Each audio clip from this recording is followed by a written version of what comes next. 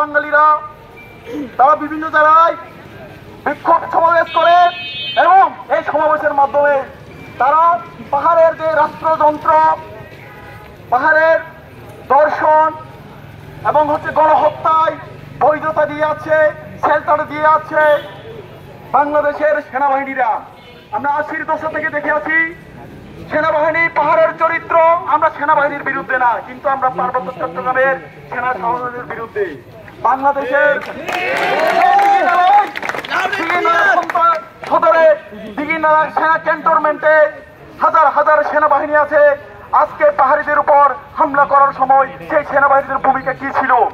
পাহাড়িরা প্রতিরোধ করতে গেলে তাদের উপর ফায়ারিং করেছিল। আমরা কেন পার্বত্য চট্টগ্রামের সাধারণ জম্মু জনগণ, পাহাড়ি জনতা কেন আমরা সেনা শাসনের বিরুদ্ধে?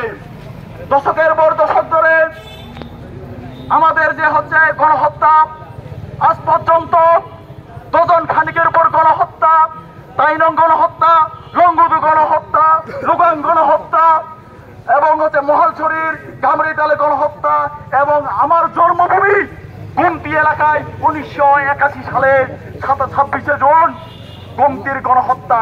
এই গুমতির গণহত্যায় তৎকালীন গুইমারা রিজিয়নের পক্ষ থেকে 48 ঘন্টার আলটিমেটাম দেওয়া হয়েছিল সেতলার বাঙালিদের পক্ষে পাহাড়িদের ঘরবাড়ি জ্বালিয়ে দেওয়ার জন্য। এই কারণে বাংলাদেশের বিশ্বদের মধ্যে সবচেয়ে সমৃদ্ধ এবং জায়গা জমি সমৃদ্ধ জায়গা ছিল গুমতি অঞ্চল। সেই গুমতি অঞ্চলে আমরা আজকে বাস্তুচ্যুত। আজকে আমরা আমার বাস্তবিতা 1981 সালে 27 জুন আমার বাপ দাদা, আমার বাবা সহ শরণার্থী জীবন যাপন করেছিল।